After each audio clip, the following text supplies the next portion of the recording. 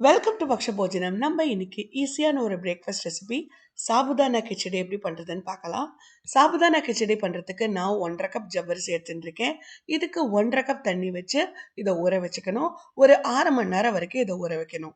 6 மணி நேரம் கழிச்சு பார்க்குற போது நம்ம ஜவ்வரிசி வாட்டர்ல அப்சர்வ் பண்ணி நல்லா ஊறி இருக்கும். நம்ம தொட்டா பிரேக் ஆகணும். இதுதான் இதோட கரெக்ட் கன்சிஸ்டன்சி. இப்ப கிச்சடி பண்ணிக்கிறதுக்கு முன்னாடி அடுத்ததா இதோட மெயின் இன்கிரீடியன்ட் வேர்க்கடலை. வறுத்த வேர்க்கடலை ஒரு 1/4 கப் எடுத்துட்டு இருக்கேன். அதை நான் மிக்சியில பல்ஸ் மோட்ல அரைச்சு ஒரு கோர்ஸ் பவுடரா எடுத்து வச்சுக்கணும். இப்போ நம்ம கிச்சடி பண்ணிக்கிறதுக்கு நான் ஒரு பேன்ல 2 டேபிள் ஸ்பூன் எண்ணெய் எடுத்துட்டு இருக்கேன். இதோட 1 டீஸ்பூன் கடுகு, 1 டீஸ்பூன் உடைச்ச உளுத்தம்பருப்பு, அப்புறமா 1 டீஸ்பூன் ஜீரகம். இதை மூணையும் சேர்த்து நல்லா வதக்கிக்கணும். இது நல்லா வதங்குற போது இதோட 1 டீஸ்பூன் பெருங்காயம், அப்புறமா 2 பச்சை மிளகாய் பொடி பொடியா நறுக்கினது, அதோட ஒரு அரை பீஸ் இஞ்சி, அதையும் நல்லா ஃபைனா சாப் பண்ணி இது எல்லாத்தையும் சேர்த்து வதக்கிக்கணும். இது நல்லா வதங்குற ஒரு ஸ்டேஜ்ல இதோட நான் 2 உருளைக்கிழங்கு கியூபா நறுக்கி வச்சிருக்கேன். அதை இதோட சேர்த்துட்டு அதையும் நல்லா கலந்து விட்டுக்கணும். உருளைக்கிழங்கை சேர்த்து நல்லா கலந்து விட்ட அப்புறமா இதை மூடி போட்டு ஒரு 5லேருந்து 7 நிமிஷம் வரைக்கும் இதை வேக விடணும். நீங்க வேணும்னா இதோட வேக வச்ச உருளைக்கிழங்கை சேர்த்துட்டு வதக்கிக்கலாம்.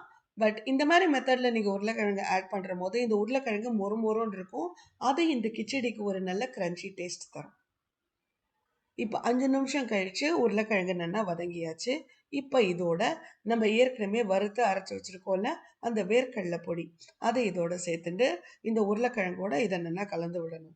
வேர்க்கடலை பொடியை உருளைக்கிழங்கோட நல்லா கலந்து விட்ட அப்புறமா நம்ம ஊற வச்ச சாபுதானாவை இதோட சேர்த்துட்டு அதோட கொஞ்சம் உப்பு, அதுக்கப்புறமா கொஞ்சமா கருவேப்பிலை, இதெல்லாத்தையும் சேர்த்து இதை நல்லா கலந்து விடணும். நம்ம ஜவ்வரிசி என்னன்னா ஒரு 6 மணி நேரம் ஊற வச்சதுனால இது வாட்டர்லாம் நல்லா அப்சர்வ் பண்ணிட்டு இருக்கும். அதனால இதை வேக வைக்கிற போது நம்ம ஒரு ட்ராப் கூட தண்ணி ஆட் பண்ணக்கூடாது. தண்ணி ஆட் பண்ணா இது என்னன்னா ஸ்டிக்கி ஆயிடும். இப்போ இதை மூடி போட்டு சிம் ஃப்ளேம்ல அடுப்பை வச்சுட்டு ஒரு 7 நிமிஷம் வரைக்கும் இதை வேக விடணும்.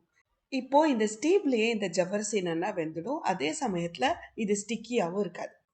இந்த ஈஸியான சாபுதானா கிச்சடியை ட்ரை பண்ணி பாருங்க. உங்க கமெண்ட்ஸை ஷேர் பண்ணுங்க. Thank you very much.